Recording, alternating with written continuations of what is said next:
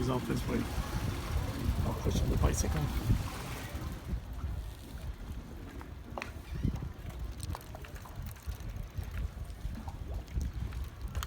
Nice and clean. And here we go. Here's good old Tug. She's looking pretty good still. Bottom needs cleaning, but other than that, here I am at slip 22.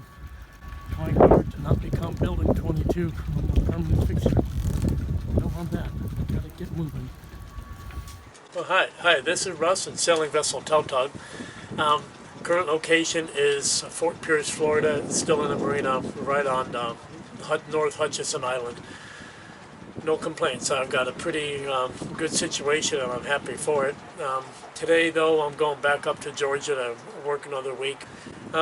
So I'm not going to complain about working. It's we work because we need money, and usually the things we do to earn money are things that you would not do for free, right? So it's not perfect and fun and all fun and games up there at the job site, but I work with pretty good folks, and I'm grateful for that, and I get paid pretty well.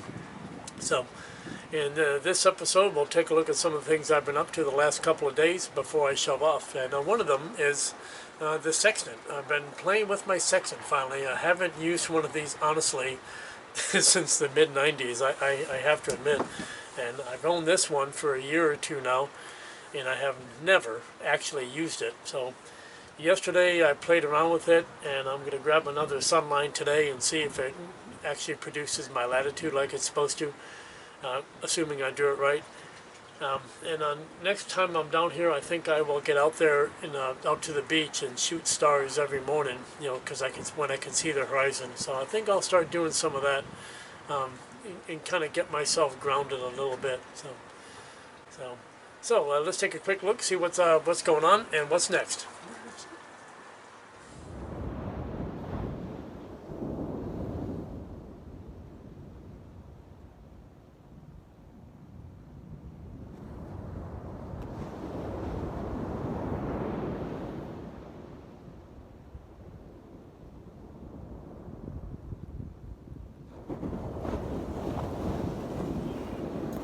Okay, you gotta check this out. So I'm not gonna get to see a sunrise itself, per se. Well, I think that cloud up there looks like it's right where the lightning is. It's like it's wearing a halo. Like that, pretty damn cool. I mean, I'm gonna get a little bit of pink sky over here when the sun's coming up. I'm more intrigued. Yeah.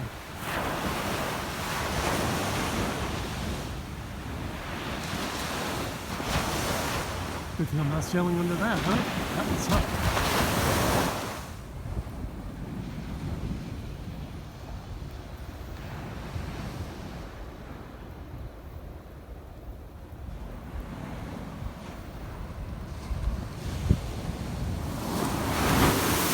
Whoa! Well, the captain's gonna hear about this. Maybe a little too close, eh? Let's go up.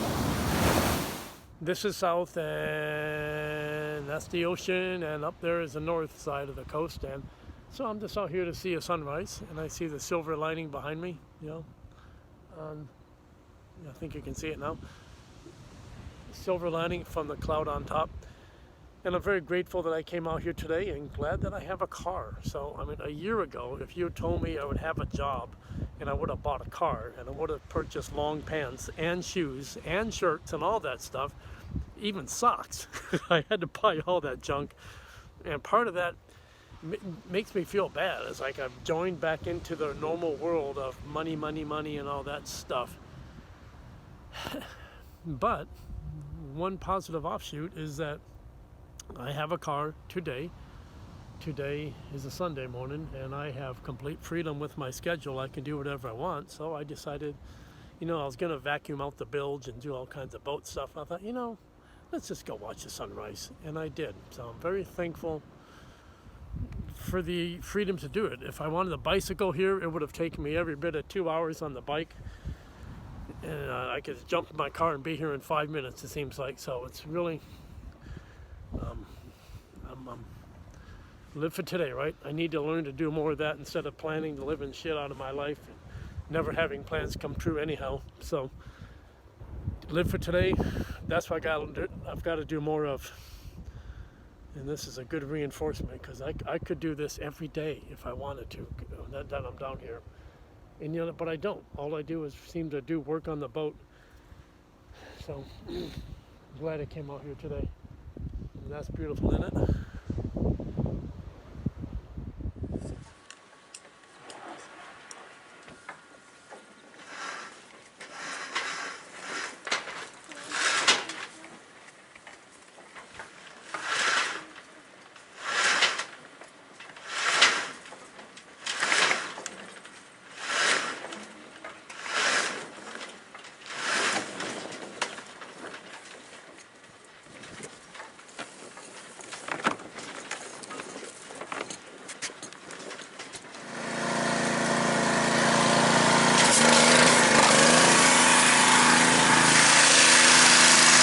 Oh my God. So I already talked to that kid and expressed my concern that he's going to spray down my boat. I've got all my windows open. He didn't seem to give two shits. Welcome to the USA.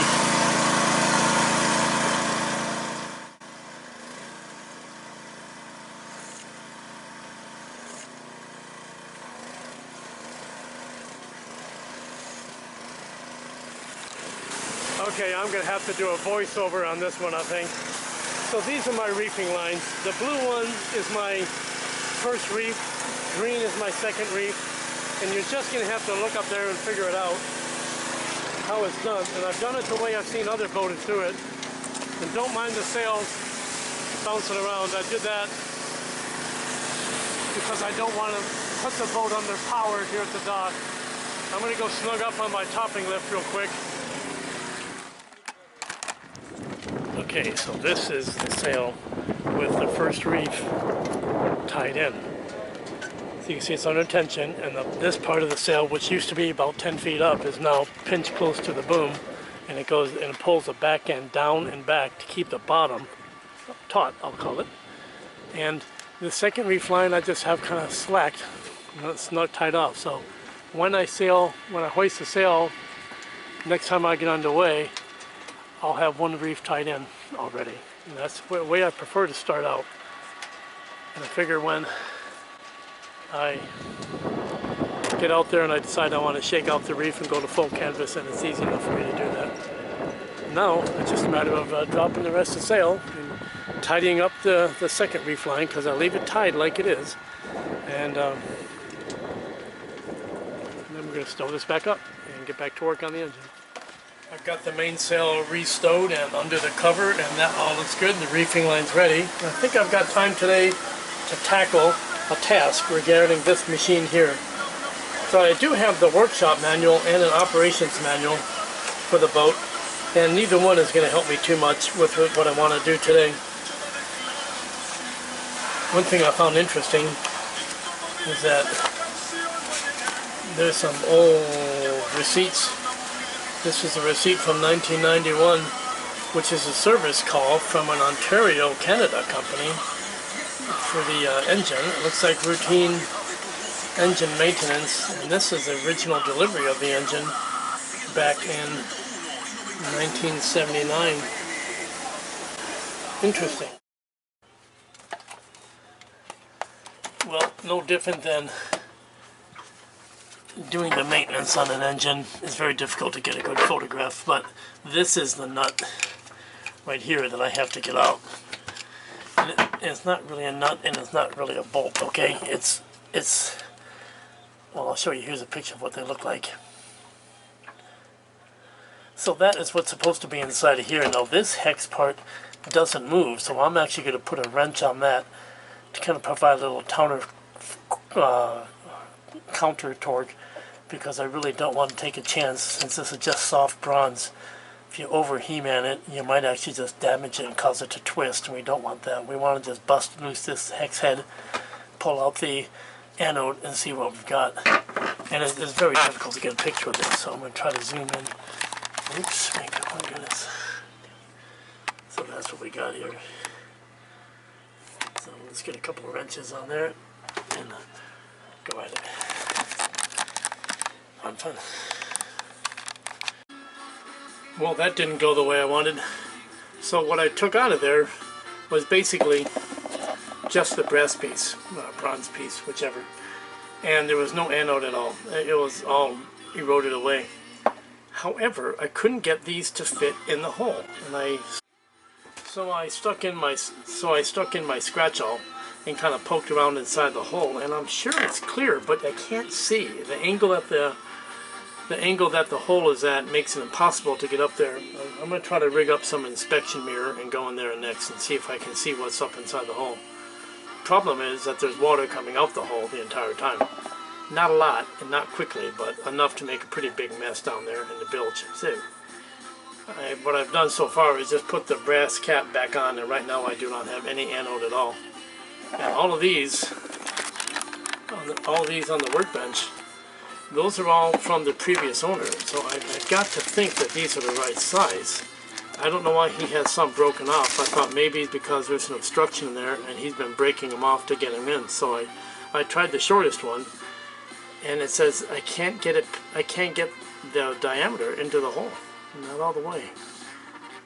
And if I could see, it might go a lot better, but I'm thinking of taking a grinder to this and actually chamfering down the nose and see if I can kind of get it started in the hole that way. Better to have a little anode than none at all. So I'm going to think about that a little bit. So how's this? Yeah, so I need new gloves, I know. Okay, so I took the one that was cut shortest and I kind of chamfered down the tips and see, we're going to go see if that goes in there. If that doesn't go in, honestly, I'm kind of at a loss for what else to do. Well, and that's my exciting day for today. I'm going to put this camera down and put a video together, and I'm also going to clean the bilge. So if any of you want to join me, yay. It's not bad. It's just got a little bit of algae down there, and I'm going to kind of vacuum that out. And I'm probably also going to get the garden hose and just flush all the upper parts of the under deck areas and flush any other junk that's in here down to the bilge, and then vacuum that out with the shop vac. Then put in some fresh clean water to keep the pump primed with just a little bit of bleach to stop stuff from growing.